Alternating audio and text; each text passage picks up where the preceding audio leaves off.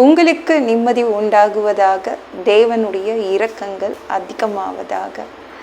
தேவன் என்ன சொல்கிறாங்கன்னா, யோவான் 20:19, இயேசு வந்து நடுவே நின்று உங்களுக்கு சமாதானம் என்றார்.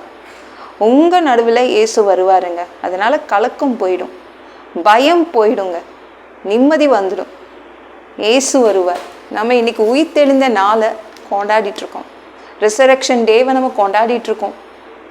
நீங்கள் இந்த உலகத்திலேயே எடுத்துக்கிட்டிங்கன்னா, இந்த உலக வரலாற்றிலேயே முதன் முறையாக ஒரு தெய்வம் வந்து தனக்கு சாகா வரம் இருக்கு என்று நிரூபித்து விட்டு போனது. அந்த தெய்வம் தான் இயேசு. என்னை யாரும் அழிக்க முடியாது அப்படின்னு அவர் ப்ரூவ் பண்ணிட்டு போனாருங்க, நிரூபித்து காட்டிட்டு போனாருங்க. அது எந்த ஆண்டில் நடந்துச்சுன்னா, எந்த டேட்டில் நடந்துச்சுன்னு நிறைய வரலாற்று அறிஞர்கள், பெரும்பாலான வரலாற்று அறிஞர்கள் இந்த டேட் தாங்க சொல்கிறாங்க. April 3 AD 33.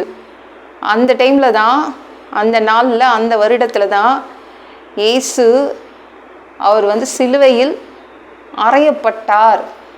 வரலாற்று சான்று கூட இருக்குங்க. ஒரு தெய்வம் தனக்கு சாகா வரம் இருக்கு, என்னை யாரும் அழிக்க முடியாது நிரூபித்து காட்டிட்டு போனாருங்க. உயிரோடு எழுந்துட்டார்ல.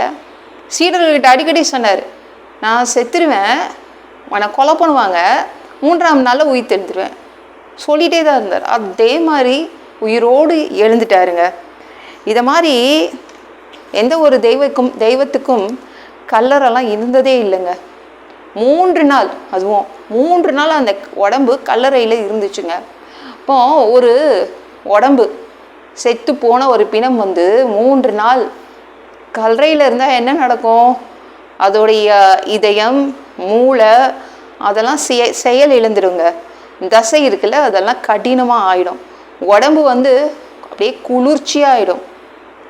ஒரு 3 நாள்னா என்ன ஆகும்னா, எல்லா செல்களும் சிதைவு அடைந்து விடும். செல்கள் இருக்குல்ல, எல்லா செல்களும் தன்னைத்தானே உடைத்து கொள்ளும். அப்படியே தோலெல்லாம் பிரிஞ்சிடுங்க, உடம்பை விட்டு தோலெல்லாம் பிரிஞ்சிடும். அப்படியே துர்நாற்றம் வீசும். அப்படிப்பட்ட கண்டிஷனில் தான் இயேசுடைய உடம்பு 3ஆவது நாள் இருக்கும்போது அவர் உயிரோடு எழுந்தார். இயேசு உயிரோடு எழுந்தார். அவர் தனக்கு சாகா வரம் இருக்கு அப்படின்னு நிரூபித்து காண்பிச்சுட்டு போனாருங்க. யாராலும் என்னை அழிக்க முடியாது. அப்படிப்பட்ட தெய்வத்தை தானே நம்ம வணங்கணும். நம்ம தெய்வத்தை யாராலையும் அழிக்க முடியாது. ஒரு மனிதனை அழிக்க முடியும், ஆனால் இயேசு என்ற தெய்வத்தை யாராலையும் அழிக்க முடியாது. அதுவும் மோசமான மரணத்தை தேர்ந்தெடுத்து 3 நாள் அவர் கல்லறையில் அந்த உடம்பு இருந்துச்சு, உயிரோடு எழுந்து மேலே வந்துட்டாரு. இதே தான் நம்மக்கிட்ட சொல்கிறார். ஏன் இந்த மாதிரியை வச்சுட்டு போனார்னா, ஒவ்வொரு மனிதனும் கல்லறை தான் முடிவு கிடையாது, கல்லறை மட்டும்தான் முடிவு கிடையாது. அதுக்கப்புறம் வாழ்க்கை இருக்குது. நம்மளுக்கு பல்லில் பால் பல்லு, அதுக்கப்புறம் வேறு இன்னொரு பல்லு வளரும்ல, அதே மாதிரி தான் இந்த உடம்பு. அப்புறம் இன்னும் ஒரு உடம்பு கொடுக்கப்படும். 2வது தடவை பூமிக்கு ஒரு இமை பொழுதில் வரும்போது ஃபஸ்ட்டு கல்லறையில் இருக்கிறவங்க தான் உயிரோடு எழுந்து இயேசுவோடு மேலே போயிடுவாங்க. 3ஆவது தடவை வரும்போது தான் கெட்டவங்களாம் எழுந்துப்பாங்க. நம்மளுக்கு உயிர் தெழுதல் இருக்குது, இன்னொரு வாழ்க்கை இருக்குது. தேவதூதர்கள் மாதிரி இருப்போங்க, நல்லா அழகான உடம்பு கிடைக்கும். நான் சும்மா இருக்கும்போது ஏசுக்கிட்ட கேட்டுகிட்டே இருப்பேன், அந்த உடம்பை காண்பிக்கிறீங்களா, எனக்குன்னு என்ன உடம்பு கொடுக்க போகிறீங்க, கொஞ்சம் காமிக்கிறீங்களா, கேட்டுகிட்டே இருப்பேன். நம்ம வந்து நித்தியத்தை குறித்து தான் ஏசப்பாட்ட பேசணும். அதுதான் அந்த வாழ்க்கை தான் அழியாத வாழ்க்கை. இந்த பூமி வாழ்க்கை என்னங்க, அது தற்காலிகமானது தானே. நம்மளுக்கு ஒரு உலகம் இருக்குது. தேவன் நம்மளை நித்தியத்துக்குள் என்றென்றைக்கும் நம்ம அங்கே போய் வாழ்வோம். சாகா வரம் பெற்று நம்ம வாழ்வோம். நம்ம பிதா இருக்கார்ல தேவன், அவர் என்ன பண்ணார்? ஏதேன் தோட்டத்தை பூட்டிட்டு போயிட்டார். இந்த ஏவாலும் ஆதாமும் பாவம் செய்துட்டோன்னே ஏதேன் தோட்டத்தை பூட்டிட்டு பேசாமல் போயிட்டார். ஸ்க்ரீன் போட்டு உட்காந்துட்டாருங்க. பெரிய தொங்கு திரை ஒன்று பெருசாக போட்டு, உங்களெல்லாம் நான் பார்க்கவே விரும்பலை. நிறைய பேர் வீட்டில் ஸ்க்ரீன் போடுவோம்ல ப்ரைவேசிக்காக இல்லை, அதே மாதிரி தான் யாரும் மனிதர்கள் எல்லாம் பாவிகள், நான் பார்க்க விரும்பலை, வருஷத்துக்கு ஒரு தடவை வாங்க, ஏதாவது ஆடு ரத்தமோ மாடு ரத்தமோ எடுத்துட்டு வாங்க, பலியாக எடுத்துட்டு வாங்க. உள்ள பரிசுத்தவானை ஒரே ஒரு மனிதனை தேர்ந்தெடுத்து உள்ள விடுங்கன்னு சொன்னார் பிதா. அதுலேயும் என்ன எப்படி திரும்ப உள்ள விடுவாங்க? அந்த மகா பரிசுத்த ஸ்தலம், ஸ்க்ரீன் போட்டிருக்கிற அந்த இடம், ஒரு காலில் கயிறு கட்டி தான் உள்ள விடுவாங்க. உயிரோட இருக்காரா இல்லையான்னு தெரியணும்ல, உள்ள விடுவாங்க. நிறைய பேர் குற்றம், இவங்க பரிசுத்தமானு நினச்சி உள்ள அனுப்புனா அங்கே தேவனுக்கு தான் தெரியும் அவர் எவ்வளோ நல்லவரோ கெட்டவரோ அவருக்கு தேவனுக்கு தெரியும். திடீர்னு செத்துருவாங்க, தேவனை அடிச்சிருவாரு. அப்போ யாரும் உள்ளே போய் பாடி எடுக்க முடியாதுல்ல, அந்த கயிறை கட்டி இழுத்துருவாங்க. அந்த மகா பரிசுத்த ஸ்தலம், அந்த ஸ்க்ரீன் போட்ட அந்த திரைச்சீலை இயேசு உயிரை விட்ட உடனே என்ன ஆச்சு? கிழிக்கப்பட்டது. பிதா கிழிச்சிட்டார், பிதாவே கிழிச்சு தூக்கி போட்டார். மனிதர்கள் இனிமே பாவிகள் கிடையாது, இயேசுவோடைய இரத்தத்தால் கழுவப்பட்டால் அவங்களும் பரிசுத்தவான்கள் தான் அப்படின்னு நம்மளால் பிதாவை பார்க்க முடியும். அந்த மகா பரிசுத்த ஸ்தலத்துக்குள்ளே போக முடியும். இயேசு தான் அந்த மாதிரி ஏற்பாடுகள் நமக்காக செய்து கொடுத்தாருங்க. சரிங்களா?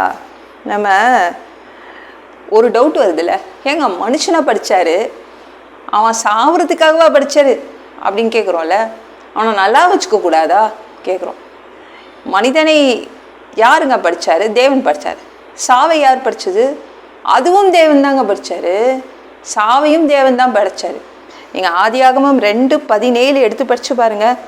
நன்மை தீமை அறியத்தக்க விருட்சத்தின் கனியை புசிக்க வேண்டாம், அதை புசிக்கும் நாளில் சாகவே சாவா என்று கட்டளை இட்டார். ஆதாம் கிட்ட பேசினார். ஆதாம படைச்சிட்டாருங்க, மண்ணு வச்சு படைச்சிட்டாரு. அப்புறம் ஏதேன் தோட்டத்துக்குள்ளே கூட்டிகிட்டு போகிறார். உள்ளே கூட்டிகிட்டு போகும்போது தோட்ட வேலை கொடுத்தாரு. தோட்ட வேலை கொடுத்துட்டு ஃபஸ்ட்டே மிரட்டி தான் உள்ளே விட்டார். சாகவே சாவ, இந்த பழத்தை சாப்பிட்டேன்னா. அவர் பயமுத்தி தான் உள்ளே விட்டார். என்ன, நம்மலாம் யாருங்க? மனிதர்கள்லாம் யாருங்க? தோட்டத்துக்காரன். நம்ம அப்பா யார்? ஒரு தோட்டக்காரன் தான். ஒரு தோட்டக்காரன் பெற்று போட்ட பிள்ளைங்க தான் இந்த மனிதர்கள். அவங்களுக்காக நம்ம இயேசு உயிரை கொடுத்து அவங்கள பிதா கிட்ட திரும்பவும் சேர்த்து வச்சாருங்க.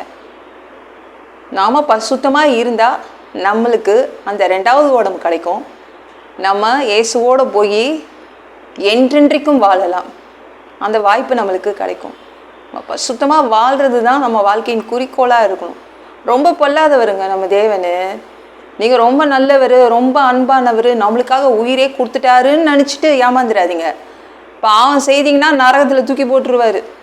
சரி, அவருடைய படைப்பு தானே நம்ம.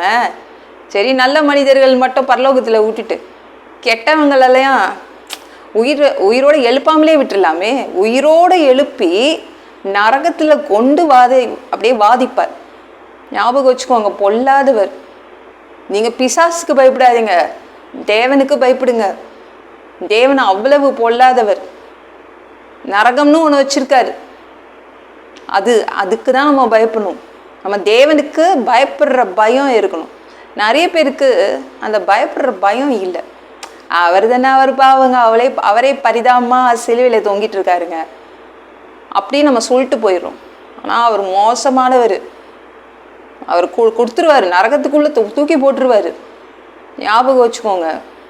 கவனமாக நம்மளுக்கு கொடுக்கப்பட்ட ஒரே ஒரு வாழ்க்கை, ஒரே ஒரு வாய்ப்பு, அதை கரெக்டாக பயன்படுத்திட்டு அவரோட போய் சேர்ந்து வாழுவோம் புதிய பூமியில். இந்த வீடியோ பிடிச்சிருந்துச்சுன்னா மற்றவங்களுக்கும் ஷேர் பண்ண மறக்காதீங்க. கர்த்தர் தாமே உங்களை ஆசீர்வதிப்பாராக. ஜெபம் பண்ணலாமா? அன்பு பிதாவே, உங்கள் பிள்ளைங்க உங்கள் பாதத்தில் வந்திருக்காங்கப்பா. சாமி, இரக்கம் செய்யுங்க, இறங்குங்க அப்பா.